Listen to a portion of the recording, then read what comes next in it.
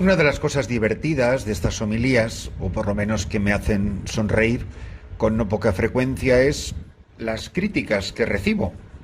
Mucha gente me escribe para darme las gracias o para hacerme algún comentario de algo que he dicho que les ha podido ayudar, pero no son pocas las quejas y las críticas, y no son escasos los que después de una temporada se dan de baja con todo su derecho. Y la mayoría de las veces tiene que ver, casi siempre, con temas relacionados con el dinero, con el lujo, con los ricos y con la pobreza. No conozco a nadie que se haya dado de baja de estas homilías por las veces que he hablado de la Santísima Trinidad, no faltaba más. Pues mirad, este comentario lo hago no gratuitamente, sino porque en esta lectura continua que venimos haciendo de esta maravillosa carta de San Pablo a los Efesios, seguimos avanzando en el capítulo 4, esta vez en el versículo 32, San Pablo presenta el radicalismo evangélico de la manera más tajante, más radical, valga la redundancia. Y la fuerza de sus palabras, desde luego, cualquier cosa que haya dicho yo, me dejan completamente canijo, enanito, porque presenta la vida cristiana entre los buenos y los malos, los que se convierten y los que no se convierten, y que Jesucristo es el Hijo de Dios, que es el único Salvador del mundo, que es el que tenía que venir al mundo, que es el único que es camino, verdad y vida, y que si no es por él nadie va al cielo, y se queda tan pancho. Así dice él: sed buenos, comprensivos, perdonándoos unos a otros, como Dios os perdonó en Cristo. Sed imitadores de Dios como hijos queridos, y vivid en el amor, como Cristo os amó y se entregó por nosotros a Dios como oblación y víctima de suave olor. Este es el retrato que hace de una persona que se ha encontrado con Cristo. ¿Quién es una persona que se ha encontrado con Cristo? ¿En qué se sabe que una persona se ha encontrado con Cristo? Pues así lo describe la palabra de Dios, que es buena, que es comprensiva, que siempre perdona y pide perdón, porque Dios a todos nos ha perdonado en Cristo. Es la persona que es imitadora de Dios, como hijos queridos. Es la persona que vive en el amor, como Cristo nos amó y se entregó por nosotros. Como oblación y víctima de suave olor. Qué manera tan bonita de explicar la vida cristiana. Cristo que me amó, se entregó por mí y se entregó por nosotros a Dios, ofreció su vida. Él fue, su muerte es el precio de mi vida. Él murió para que yo no muriera para siempre. Derramó su sangre para que yo quedara limpio y para que mi vida fuera oblación y víctima de suave olor, es decir, el incienso que sube del altar. Pero pone el contraste. ¿Y qué es la persona mala? No es buenismo por parte del apóstol San Pablo, es la verdad de la nueva vida en Cristo según el Evangelio. Pero ¿quiénes son los malos? Así dicho a lo bruto. Dice él, por otra parte, de inmoralidad, indecencia, y mirad por qué mi comentario al principio de la homilía dice, por otra parte, de inmoralidad, indecencia o afán de dinero, ni hablar. Es impropio de santos. Por supuesto, impropio de santos canonizados, pero recordar, como siempre comentamos, que los santos en el vocabulario del Nuevo Testamento hace referencia a los bautizados. Es decir, es impropio de un bautizado la inmoralidad, la indecencia y sobre todo dice del afán de dinero ni hablar. Y luego sigue, nada de chabacanerías, estupideces o frases de doble sentido. Todo eso está fuera de sitio. ¿Qué es un buen cristiano? Dice, lo vuestro es alabar a Dios. Y dice él, meteos bien esto en la cabeza. Nadie que se da a la inmoralidad, a la indecencia o al afán de dinero. 3 veces repite lo mismo. Inmoralidad, indecencia, afán de dinero. Dice que es una idolatría. Pero caramba, si lo venimos repitiendo desde hace no sé cuántos años. El afán de dinero, que es una idolatría, que va contra el primer mandamiento. Ninguna de esas personas tendrá herencia en el reino de Cristo y de Dios. ¿Cuántas veces he preguntado? A ver, decidme el nombre de un millonario canonizado.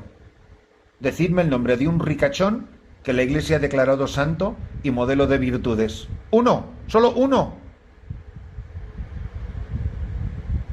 Ninguno de estos tendrá herencia en el reino de Cristo y de Dios. Que nadie os engañe con argumentos especiosos. Estas cosas son las que atraen el castigo de Dios, por si alguno decía que Dios no castiga a nadie. No sé qué carta a los Efesios habrá leído, o es que no sabe en español. Estas cosas son las que atraen el castigo de Dios sobre los rebeldes. Y dice él, no tengáis parte con ellos. ¿No deberíamos de revisar con quiénes son nuestros amigos, con quién salimos el fin de semana, con quién veraneamos, quiénes son los amigos de tus hijos, con quién sales a un restaurante? No tengas parte con ellos, porque en otro tiempo erais tinieblas, ahora sois luz en el Señor. Y dice él, esta frase es para enmarcarla, caminad como hijos de la luz. Pues, no sé, a lo mejor alguien debería de darse de baja de las homilías de San Pablo. En el Santo Evangelio, en Lucas 13:10, nos dice que un sábado enseñaba Jesús en una sinagoga. Había una mujer que desde hacía 18 años estaba enferma por causa de un espíritu y andaba encorvada sin poderse enderezar. Al verla, Jesús la llamó y le dijo, «Mujer, quedas libre de tu enfermedad». Le impuso las manos y enseguida se puso derecha y glorificaba a Dios. Pero el jefe de la sinagoga, indignado porque Jesús había curado en sábado, dijo a la gente, 6 días tenéis para trabajar, venid esos días a que os curen, y no los sábados. Pero el Señor, dirigiéndose a él, dijo, hipócritas, cualquiera de vosotros no desata del pesebre al buey o al burro y lo lleva a brevar, aunque sea sábado. Y a esta, que es hija de Abraham, y que Satanás ha tenido atada 18 años, ¿no había que soltarla en sábado? A estas palabras sus enemigos quedaron abochornados, y toda la gente se alegraba de los milagros que hacía. Qué maravilla es cuando uno ve la fe de los pobres, de esos andrajosos, enfermos, lisiados, cojos, ciegos, la escoria de la humanidad, esos que no son perfectos, que cumplen todos los preceptos hasta la última tilde de la ley, los que andaban con Jesús. Pero esa gente religiosa, puntillosa y cumplidora, los fariseos, los saduceos, los sumos sacerdotes, los letrados, parece que a Jesús no se le cae de los labios la palabra hipócrita. Es de las cosas que más le deben de doler a Jesús. El que no es capaz de compadecerse del sufrimiento de los hermanos por una tilde de la ley. A mí me encanta esa canción, la he citado recientemente y parece como que la cantinela me sigue dando vueltas en la cabeza porque no hago más que citarla. Con vosotros está y no le conocéis. Con vosotros está y pasa hambre, pasa frío, está desnudo en la cárcel, pero Él nos va a juzgar por todo eso. Con vosotros está y no le conocéis, y muchos que lo ven pasan de largo, a veces ocupados en sus rezos. O, dice en otro verso, por llegar temprano al templo. Mirad, Jesús se compadece de una pobre mujer enferma y le dice, quedas libre de tu enfermedad. Ojalá que también nos lo diga a nosotros, que estamos igual de enfermos que esta mujer, porque también a nosotros nos tiene atrapado Satanás 18 años o los años que sean. ¿Cuántas personas necesitan del amor de Dios? Necesitan del amor de Jesús. Hay tantas parroquias aquí en la selva que no han podido tener la Santa Misa este domingo pasado. Hoy comienza una nueva semana Muchos de vosotros tenéis el horario de misas. La misa de ayer domingo, con algunos he compartido algunos vídeos de la celebración. La misa de ayer domingo, ¿sabéis a qué hora empezó? Empezó a las 9:18.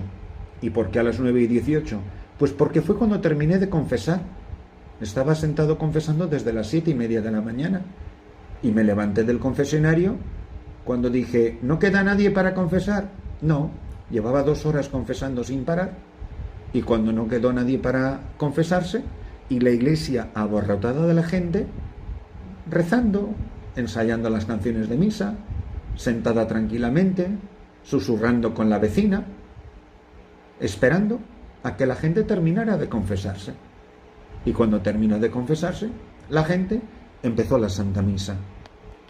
Pero alrededor nuestro hay tantas parroquias que por falta de sacerdote ayer no fueron a misa.